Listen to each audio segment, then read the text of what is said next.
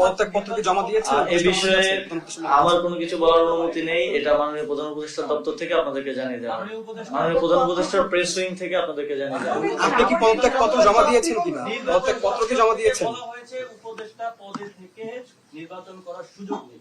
তো সেক্ষেত্রে তফসিল যেহেতু ঘোষণা হচ্ছে, আপনি কি এর আগে আসলে পদত্যাগ করছেন কিনা? যেহেতু এটা ইতিমধ্যে আমি নিজেও বলেছি যে উপদেষ্টা পদে থেকে নির্বাচন করা উচিত না, যদিও আইনগত কোনো বাধ্যবাধকতা এক্ষেত্রে আসলে নেই।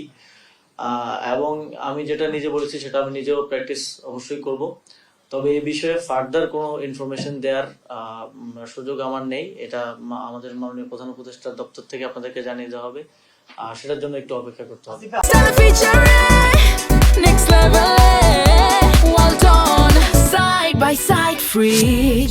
আগে যে কালচারটা ছিল যে সবকিছু ধোঁয়াশা, আপনারা এসেছেন একটা ট্রান্সপারেন্ট ওয়েতে বিদায় নেওয়ার সুযোগ এসেছে। আপনি নিজে পদত্যাগ করবেন কিনা সেটা আপনার তো বলার ব্যক্তিগত, আমাদের জানার অধিকারও আছে। সময় তো শেষ। আমি তো এখনো একটা সিস্টেমের মধ্যে আছি, তো আমাকে সিস্টেম ফলো করতে হয়। আমাকে যদি আমার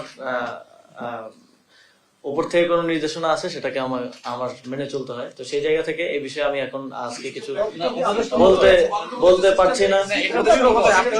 আপনি কি পদত্যাগপত্র জমা দিয়েছেন? এটা মাননীয় প্রধান উপদেষ্টার দপ্তর থেকে আপনাদেরকে জানিয়ে দেওয়া হবে।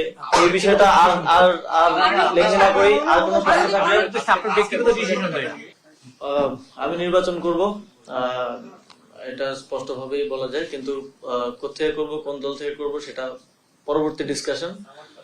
আমরা এখন একটা পর্যায়ে আছি, পরের পর্যায়ে সেটা সবার সামনে আসবে।